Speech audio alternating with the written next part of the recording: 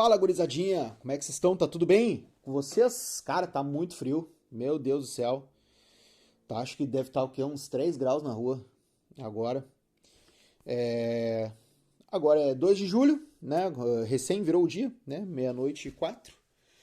Tô aqui, fiquei enrolando, procrastinando, adiando, retardando e, cara, tô gravando hoje, né? Sem pauta, né? Só largando ideias como eu mais gosto de fazer esse podcast. Cara, eu não sei se vocês sabem, tá? Mas eu tenho um site de pesquisa que eu faço a respeito da história do Esporte Clube Internacional, né? O site se chama coloradosanônimos.com.br. É um dos sites mais completos, né, com coisas da história do Inter, onde eu coloco as fichas dos jogos, né, e busco matérias na internet, principalmente no site da Biblioteca Nacional, né, informações que eu troco também com outros pesquisadores, né, que eu faço um trabalho colaborativo, né, alguns desses colaboradores têm outros trabalhos também bem legais, né, envolvendo futebol, que é o João Lopes, que ele tem um site que é o Sumulastche, que aborda futebol gaúcho num geral, que eu também pesquiso, também gosto de pesquisar sobre isso. Tem o professor Raul Pons também, tem um material muito massa sobre o Inter também, que é o Futebol e Outra História. E recentemente eu comecei a abrir um pouco mais assim a minha cabeça para essa coisa de pesquisa para conhecer outros lugares, né? Sair um pouco de dentro de casa, né? E ainda mais agora que eu finalizei meu estágio, né? Meu estágio um. Eu vou falar sobre isso um pouquinho mais adiante. Mas é um trabalho que eu comecei a fazer de pesquisar em loco, né? Hoje eu pesquiso bastante jornal Correio do Povo, lá no Museu Hipólito José da Costa, ali no centro de Porto Alegre, no antigo prédio da Federação, onde tem ali na Caldas Júnior, né? Tem o prédio do Correio do Povo na frente, e ali tem um logo ali da Federação. Cara, é um negócio assim que é exatamente o que eu pensava fazer quando eu comecei a estudar história, sabe? Eu sempre fui apaixonado por leitura, por pesquisa, por informação, por comunicação e é algo que eu consegui casar com esse tempo que eu tenho de desemprego, né? Eu tô desempregado desde março, então eu tento fazer desse tempo que eu tô em casa procurando emprego, né? Tentando, chutando para tudo que é lado, tento ocupar um pouco a minha cabeça para conhecer até outros lugares, porque é da profissão que eu quero exercer, né? Como historiador, pesquisador, professor. E essas visitas eu tenho feito nas segundas-feiras, né? Então eu tenho feito manhã e tarde, né? Lá o horário de funcionamento é das 10 ao meio-dia e das 2 às 5, né? Das 2 às 17. Tá. Agora eu vou voltar um pouquinho sobre o que eu estava falando antes, né? Que é sobre o meu estágio, né? Que vocês vão entender por que eu voltei nessa parte. Eu fiz meu estágio, né? Concluí ele na semana passada, na quarta-feira 25, acho que é 25. Terminei minhas práticas também, eram 5 horas de prática. Cara, foi uma experiência, assim, muito foda. Muito edificante, cara. Eu gostei demais, assim, de conhecer, de vivenciar o que passa um professor da rede pública de ensino, sabe? Observar, assim, muitas vezes o desinteresse dos alunos, sabe? Aquela dispersão. E, ao mesmo tempo, entender como lidar com essa gurizada, sabe? Como fazer essa gurizada ter, cara, nem que seja assim, uma fagulha de interesse em interagir com aquilo que o professor está ensinando. É difícil, sabe? É difícil. Levando em consideração a quantidade de informação que a gurizada consome, que a gurizada tem que assimilar, são coisas de casa, são coisas da escola, é o entretenimento que eles precisam ter, o convívio social além da escola. né? Então é muita coisa que o professor ele tem que fazer um malabarismo para conseguir simplificar e tornar isso palpável, consumível para gurizada, sabe? É isso que é o mais maluco. E, cara, agora nessa minha última experiência, né, que foi com a turma do oitavo ano, coincidentemente é o ano da escola que meu filho tá, né? Só que meu filho ele saiu da escola que ele tava, né, que era uma escola do município, e agora ele tá numa outra escola, tá gostando muito, né?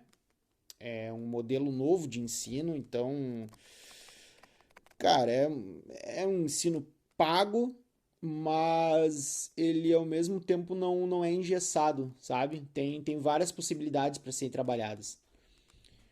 Só que, cara, a rede pública de ensino ela é bem limitadora em alguns aspectos, né? Principalmente assim no que tange a estrutura, no que tange a recursos. Então, o professor muitas vezes ele tem que fazer mágica com nada. Tem que pegar o zero, multiplicar e conseguir algum produto que seja maior que zero, sabe? A matemática é essa. E nisso eu tiro o chapéu pro professor até. Deixo aqui meu muito obrigado ao professor Bruno, né, da escola onde eu estava fazendo o estágio aqui perto da minha casa. Que, cara, a maneira dele ensinar é diferente da minha, mas um cara que tem o conhecimento, tu tem que sempre respeitar, sabe? E aí a gente vai entendendo que são perfis diferentes, né? São escolas diferentes, digamos assim, né? São métodos diferentes, são que a gente chama de tendências diferentes, né? Ele é um professor que ele é um pouco mais do passa no quadro e explica, né? Passa no quadro e explica, passa no quadro e explica, e essa é a didática dele, né? Que eu acho muito legítima, né? Mas eu não consigo fazer dessa forma.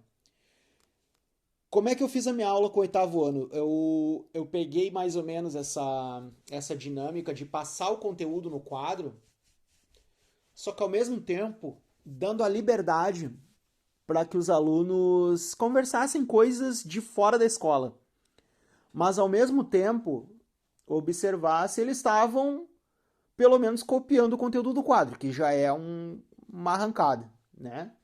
Tá ótimo. Pior é quando o aluno está conversando e não demonstra nenhum interesse. Aí é um pouco mais complicado. Mas como eu era professor estagiário, era novidade, talvez os moleque meio que olhava assim, até tava dando um certo respeito, porque eu deixei claro para eles que ao mesmo tempo em que eu era professor, eu também sou aluno, né? Um professor estagiário ou estagiário em qualquer âmbito, em qualquer segmento, qualquer profissão, o estagiário, ele também é um aluno, né? Ele tá aprendendo. E quando eu falei isso, a molecada meio que se ligou que, cara, eu sou um deles também, né? Eu não sou só o professor que chega ali, passa conteúdo e tá tudo certo, tô lá, mas não, tô ali para aprender.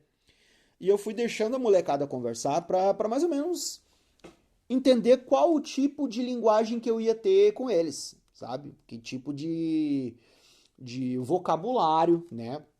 Uma coisa que é muito curiosa é que eu tive que filmar, né? Tive que gravar um trecho da aula, né? Para postar junto com o meu relatório de estágio.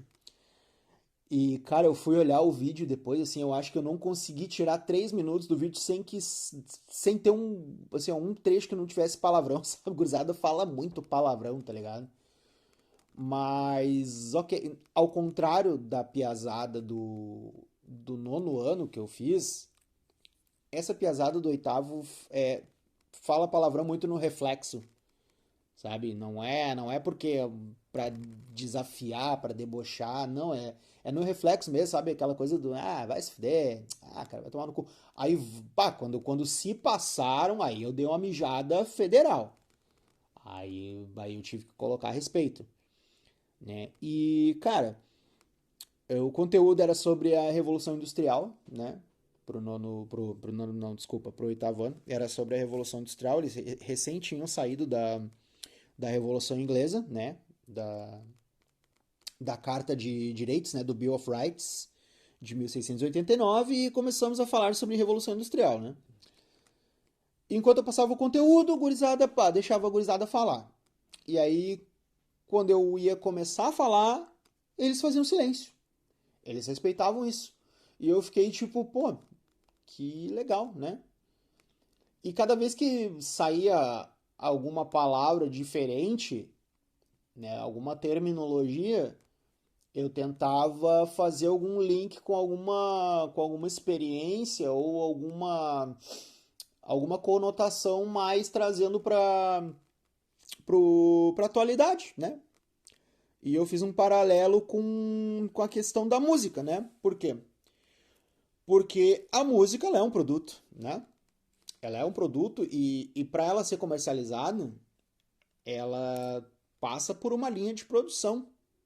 Existe uma linha de produção, né? Ela não é feita artesanalmente. Então eu comecei a fazer o paralelo da artesanalidade, né? Que tinha uma menina que tava assim, uma arataca, não parava de falar. E ela falando de música, falando de música, falando de música, e sertanejo e funk, que é o que a piazada daqui da vila gosta, né? E beleza, suave, né? Uns gostam, outros não, a maioria gosta. E aí eu comecei a fazer paralelos com isso, comecei a falar da música como era lá no, na época da Revolução Industrial, como é que era feita a música, né? Com partituras, com piano, com instrumentos orgânicos, né? Analógicos, violino, flautas, né? Instrumentos de sopro, instrumento de corda, né? O cravo, né? Que é o antecessor do piano. E eu comecei a explicar como é que a música foi feita e fazendo paralelo com a transição da artesanalidade, né, para manufatura, da manufatura para produção em massa, né, para pro avanço das máquinas, né, das mudanças de tecnologia, fazendo esse paralelo. E foi muito legal porque, pô, cara, eu vi que a piazada tava se interessando por aquilo, sabe? Não era uma coisa que, é um conteúdo que, tipo, eles vão ali, vão aprender e deu. Não, cara, eles começaram a entender. E aí começamos a, né, começamos a conversar sobre o tema. E, pô, cara, eu fiquei muito feliz, velho. Muito feliz, assim, de gerar um debate, de instigar, de perguntar pra gurizada e dar liberdade pra gurizada responder errado, sem medo, né? Porque a piazada, eles têm vergonha de responder as paradas. Eles têm vergonha de dizer um bagulho errado e eu sei porque por muito tempo eu fui assim, sabe? Por muito tempo eu tive esse receio. Cara, se bobear até hoje eu sou assim, eu não gosto de dar uma resposta errada. Só que aí é que tá, eu sou um pouco mais Caxias, eu gosto de estudar. Estudar, estudar, estudar, ler sobre o assunto, conhecer o assunto, e se eu não souber, eu vou perguntar, sabe? Tipo, se eu não entender, ou se eu não. Se o troço não. O professor vai perguntar, alguém entendeu? Eu vou dizer, basta, eu não entendi, sabe? Não consegui entender essa parte. E hoje eu consigo ser assim, hoje, né? Um pouquinho mais maduro, eu consigo ser assim, só que a gurizada é um pouco mais difícil. Só que cara, dar essa confiança para a piazada é o que fez a aula ser muito boa, muito dinâmica, né? Começou difícil lá no nono ano, com a piazada mais mal educada, mais petulante. Aí no sétimo ano já uma gurizadinha mais nova, assim, e aquela coisa, sabe, do cachorro que tu tem que dar um biscoito como forma de recompensa, sabe? Trabalhar com recompensa, trabalhar com toma lá e dá cá, sabe? E com essa piazada do oitavo ano foi muito legal, cara. Foi uma aula dinâmica, interativa. E, cara, eu fiquei muito feliz, fiquei muito satisfeito com o resultado. Porque eu boto fé que essa gurizada pode sempre, sempre, sempre. Eu sempre vou defender nesse podcast aqui, cara. Tem que dar chance pra gurizada, velho. Tem que dar chance, tem que oportunizar. Beleza? E agora eu vou voltar lá para a questão das minhas pesquisas que eu tenho feito, tá? Minha rotina das segundas-feiras de pesquisa tem sido acordar de manhã, né? Superar o desafio de não conseguir dormir no domingo. Domingo é sempre um dia muito difícil de dormir. Eu sofro assim, ó, de um jeito muito latente a questão da síndrome do fantástico, sabe? Que é uma merda, ficar naquela expectativa da semana, puta, cara, como é que vai ser essa semana? Eu sempre fui assim, só que essa função de ir até Porto Alegre tem me dado assim, um ânimo muito grande pra viver a semana, sabe? De ocupar a cabeça. Então eu acordo de manhã na segunda-feira, já tomo um banho, né? Posso tomar um banho de manhã, né? Ainda mais agora que tá frio, né? Pô, tomar um banho quente, botar uma roupa quentinha pra segurar o calor. Aí eu faço um sanduíche, pego uma fruta, né? Uma garrafinha d'água, boto na mochila, boto meus cadernos na mochila, boto um livro também e vou para Porto Alegre. Eu fico lá das 10 ao meio-dia lá no Hipólito, folheando o jornal Correio do Povo, que é o que eu estou pesquisando agora, principalmente ali os anos 1900 e pouco, 1909, né? Agora eu já estou em 1912. E aí no meio-dia eu vou dar uma volta, vou lá no mercado público almoçar. E cara, eu sempre tive um preconceito muito idiota com Porto Alegre, sempre tive um ranço que eu não sei da onde, cara, que isso surgiu em mim, porque eu nasci em Porto Alegre, eu sou porto-alegrense de nascimento, canoense de coração, né? Canoas, minha terra, município de Valor, mas eu sou porto-alegrense de nascença. E, cara, eu nunca gostei de Porto Alegre, cara, e eu juro pra vocês, eu não sei por quê. Sabe aquele moleque no colégio, ou aquela mina, que tu não vai com a cara da pessoa, mas tu nunca teve oportunidade de trocar uma palavra e tu pode estar cometendo um grande erro na tua vida porque pode ser uma pessoa muito muito legal. Eu era assim com Porto Alegre, cara, até conhecer o andar de cima do mercado público. Cara, o mercado público a vida inteira.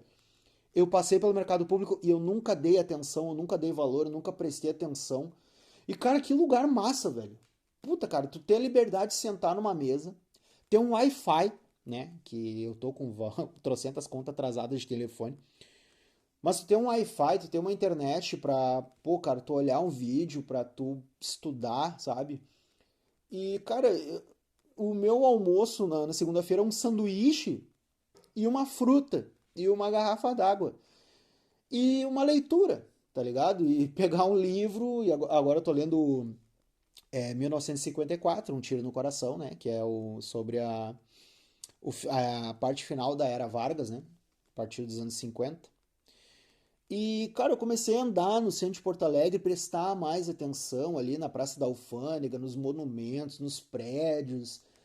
E cara, eu tô numa pira de olhar para as coisas e imaginar, puta, cara, como será que era isso aqui lá no comecinho de tudo, sabe? No final do século XIX, no começo do século XX, sabe? Pô, imagina aquilo ali a céu aberto, sabe? Pô, cara, olha o prédio lá, Correios e Telégrafos, com uma estátua do Barão de Mauá na frente. Cara, puta, cara, eu fico assim maravilhado com coisas que a vida inteira eu passei por ali e nunca prestei atenção, cara. E pensa num lugar assim que, puta, cara, aí eu começo a entender por que Porto Alegre é demais, né? Como diz a música, né? Que, que o cara fala Porto Alegre é demais, na cabeça vem o Zafre, né? Foda, né? Mas, enfim, e aí, cara, eu tenho almoçado lá no Mercado Público e essa segunda-feira, essa última segunda, né? Também conhecida como anteontem, dia, dia 30 de junho, eu tava sentado, né? Comi meu sanduíche, tava lendo meu livro e nisso vem vindo um cara de cadeira de rodas, assim, né? Que, né? Tava passando por ali e ele parou a cadeira assim dele, parou do lado da minha mesa e, pô, olhou pra mim e falou: Ô, mano, que você tá lendo aí, meu velho? E eu, pô, cara, peguei e tava com fone de ouvido com barulho de chuva, né? Que eu boto pra isolar o som e conseguir concentrar, né? Aí eu pausei o fone e olhei pro cara e falei, bah, mano, eu tô lendo esse livro aqui do Getúlio Vargas aqui, né? Ah, peguei assim, e tu, o que que tu tá lendo, mano? E ele tava lendo um livro chamado O Sol é para Todos, né? O Sol é para Todos, ou Também é para Todos, não lembro agora. Mas ele tava lendo O Sol é para Todos.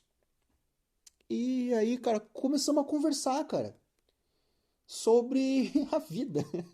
Eu perguntei, pô, mano, sobre o que é o livro? Eu perguntei pra ele, né, sobre o que é o livro. Ele contou, cara, esse livro é a história de um cara, né, de um cara negro que lá acho que na década de 40, 50, não lembro como é que ele falou. Eu até tenho que procurar esse livro, porque eu fiquei bem curioso. Um cara que ele é condenado injustamente. Peraí que eu vou tomar um chazinho. Que ele é condenado injustamente à morte, né?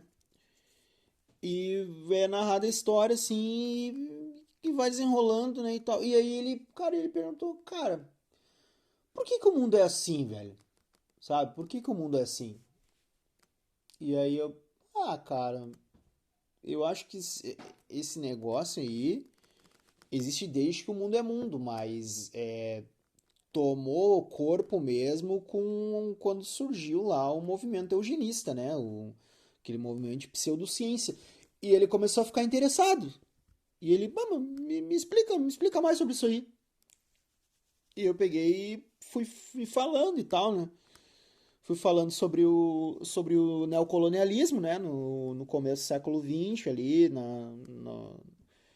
na colonização da África, né? Expliquei por que era neocolonialismo, né? E que foi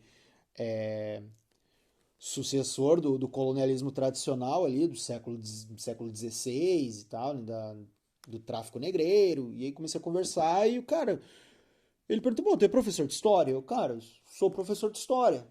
Pô, cara, que legal, cara. Eu perguntei pra ele, mano, e tu, cara, tu faz o que da vida, mano? Ele, velho, eu moro na rua, cara. Ele falando, pô, eu moro na rua, cara. Mas eu amo leitura, cara. Puta, cara, cara, eu fiquei maravilhado, velho. Porque, pô, velho, tu vê os cara. O cara fudido é o cara, acho que ele não tinha as pernas. Ou ele tinha alguma má formação, sei lá.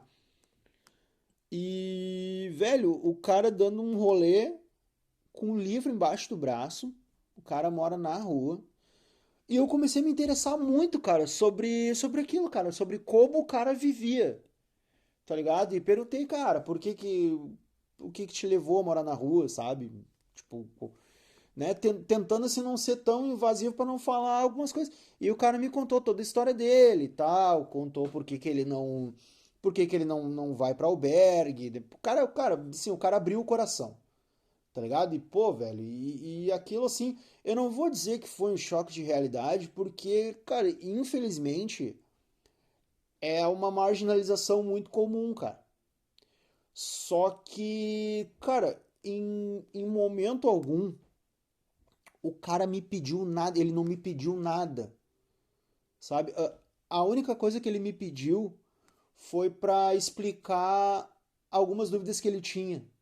E, cara, começamos a conversar sobre Brasil, sobre por que que o Brasil é assim. E eu até falei pra ele, cara, o Brasil é assim desde quando nem era Brasil ainda, desde quando era colônia de Portugal, tá ligado? Isso se já não era antes, né? Porque tem pouco relato histórico sobre como era o Brasil, como era o território brasileiro. E eu vi que ele tava muito feliz, cara. Ele ficou muito feliz com isso, cara. Porque talvez eu tenha dado uma atenção que, cara, as pessoas não dão. E ele começou a contar a história de amigos dele, de pessoas que também vivem na rua. Cara, ele me contou uma história que eu fiquei assim, puta, cara, que eu fiquei muito chocado. Ele me contou que num dia, cara, ele tava embaixo do viaduto da Borges. No mesmo dia, cara, três moradores de rua tentaram cometer suicídio pulando, sabe? Dali do viaduto. Cara, eu não vou dizer. É difícil dizer felizmente, mas, cara, não deu certo. Só que ele me contou, cara, sabe o que, que me deixou decepcionado, triste, todas as vezes ele falou, cara, o que me deixou assim consternado foi que ninguém se prontificou a ajudar, cara. As pessoas se preocuparam mais em ir lá com o celular, com câmera e filmar. E ali eu vi que a humanidade tá nojenta e, velho, eu fiquei assim, tipo, aquilo me causou um sentimento muito ruim. E aí na sequência ele falou um bagulho que, cara, mudou, assim, ó, deu um 180 nessa ideia que eu tenho da depressão e do que a depressão pode levar, sabe? Ele falou, cara, tu nunca na minha vida tu vai ver eu tentando tirar minha própria vida. Tipo, ele falou, né? Ele falou que não, ele falou que não tinha sonhos, ele falou que não tinha assim perspectiva de nada, mas que ele não ia dar esse gosto pra quem escanteia ele, pra quem marginaliza ele. E cara, eu fiquei assim, puta, velho. E várias vezes essas coisas entraram na minha cabeça, cara, e tipo assim, todo mundo tem as suas dores, todo mundo tem suas mazelas, todo mundo tem seus momentos de alegria também, lógico, né? Só que, cara, um cara fudido, um cara que não tem condição de. Cara, não tem condição de, sei lá, mijar em pé. Por mais idiota que seja. Cara, o cara se mija, se caga, é ignorado, passa fome, passa frio, ganha uma merreca do governo, os caras acham que estão fazendo muito. E o cara ainda assim tá ali, meu, tá de pé, tá com conhecimento dele, pô, a toda. Um cara, meu, foi um dos caras assim mais bem educados que eu conheci, porque o cara, ele chegou na gentileza, ele não foi invasivo quando ele me abordou, cara. E aquilo ali me deixou, tipo assim, maravilhado, porque é um cara que ele é esquecido, cara. É um cara que ele é invisível. E ele me enxergou, cara. Ele olhou pra mim e falou assim, antes de ir embora, ele falou, cara,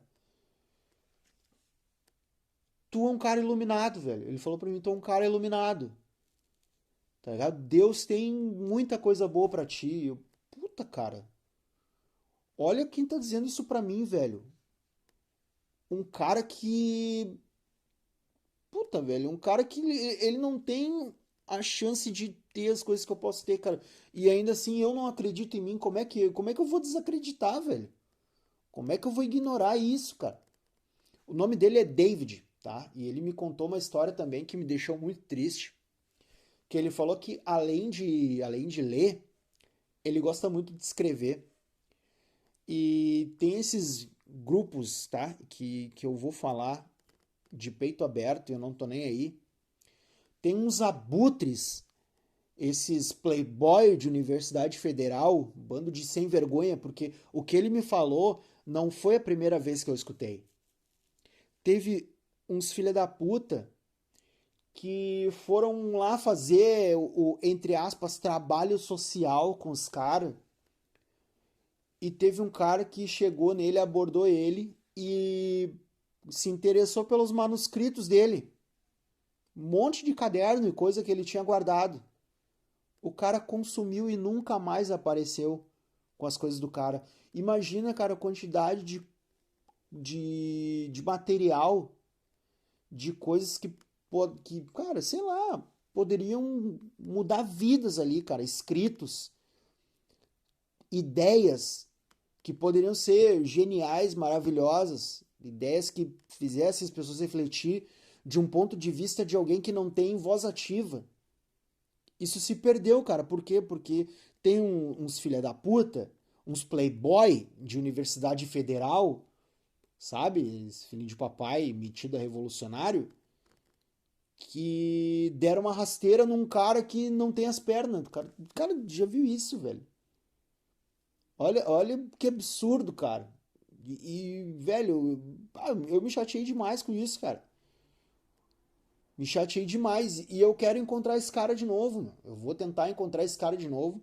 Eu vou tentar gravar uma resenha com esse cara aí, porque, velho, eu fiquei muito feliz em conhecer uma pessoa que dificilmente eu abordaria na rua, pra ser bem sincero. Por quê? Porque na rua eu ando de fone de ouvido e não converso com ninguém. Então, tipo, cara, se eu estivesse andando e o cara me abordasse, talvez eu fosse ignorar porque eu não ia ver. Mas o maluco chegou pra mim cara, num timing muito certo, velho. E esse tipo de oportunidade eu tenho me esforçado muito pra não deixar passar. Cara, foi uma das pessoas mais maravilhosas que eu conheci nos últimos tempos e, cara, sempre que alguém chegar pra ti, quiser conversar, Velho, deixa o teu sexto sentido se manifestar e escuta. Absorve. Principalmente se for um ponto de vista muito avesso ao teu. Cara, eu tenho saúde, tenho comida, tenho coberta, tenho uma cama, tenho um teto, tenho minha casa hoje. E eu conversei com um cara que não tem nada disso, só que o cara ele é muito mais forte do que eu, tá ligado? Ele é muito mais forte do que eu e eu me senti uma dondoca quando eu reclamo das coisas, velho. Isso abriu muito a minha cabeça e me fez pensar que, puta, cara, eu posso sim, velho.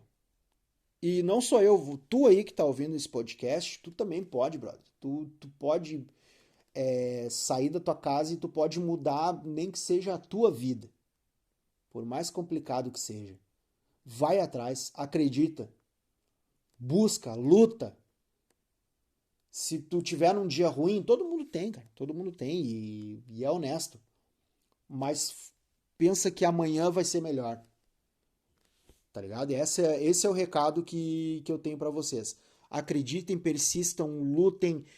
Se disserem pra vocês que não vai dar, cara, assim, ó, entra por ouvido, sai pelo outro e acredita no potencial de vocês, beleza? Forte abraço pra todos vocês e uma ótima semana. Valeu? Grande abraço. Tchau.